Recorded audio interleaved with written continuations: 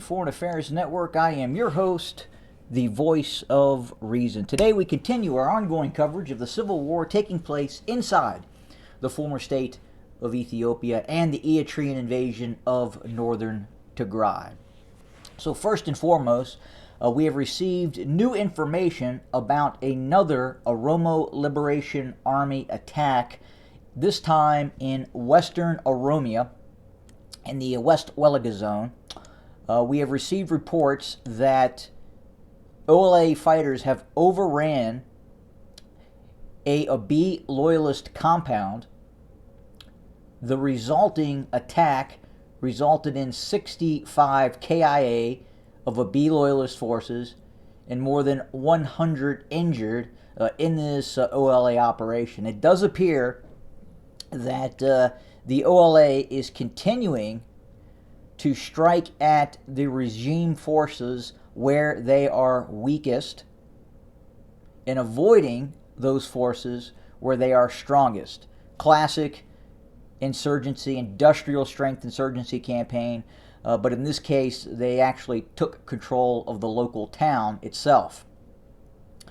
And again, elsewhere in western Oromia, the fighting continues, running from Mende all the way well east of Nakemte. And again, we continue to receive reports that Abiy loyalist forces continue to mass and attempt to move into western Oromia, but at great cost and great effort. In other areas, in southern Tigray, the occupied zone, the Abiy loyalist occupied area near Alamata. Very interesting situation happening in Alamata, Korim, and other towns that are currently under occupation by Abiy loyalist forces south of Maicho. It would appear that the elimination of private property rights has commenced. We have seen this in Addis Ababa and other places as well, as the Abiy Ahmed regime continues to take on the form of what we see in the northern despotic state of Eritrea. So again, it would appear that curfews have been implemented, but more importantly, and more ominous, again, is the elimination of private property rights. The ability to do what you want to do with your own home in Alamata is now being restricted. So very interesting situation on the ground. And again, as we had talked about prior, it does appear that the alleged peace/extermination agreement that occurred in South Africa, that was agreed upon by limited parties, that it is unraveling. And the main reason it is unraveling, and was simply a non-starter to begin with, is that the Eritrean army occupying areas in Shire, Axum, Adwa, Shiraro are refusing to leave northern Tigray.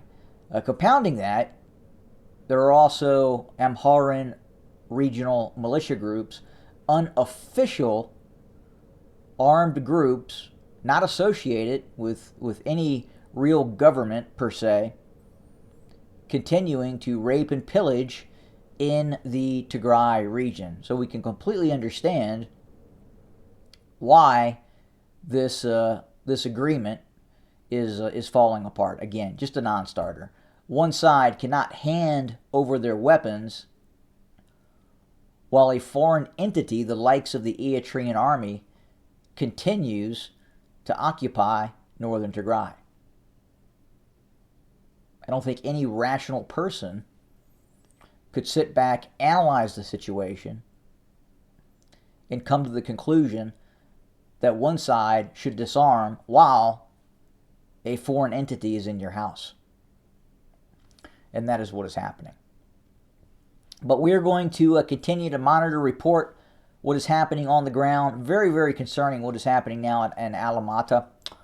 But we anticipate that in the not too distant future, it is highly likely we could see a major counter operation by the Tigrayan Defense Forces designed to evict the Abiy loyalist forces from Alamata and Korem. We've seen it before, and in all likelihood, based on some logistical issues and the continued onslaught by the Oromo Liberation Army throughout Oromia, will eventually make the Abiy loyalist situation untenable in southeastern Tigray. So we'll continue to monitor, report, and bring you more information as we get it. Thank you for joining us today. More to come very, very soon. And as always, have a good day.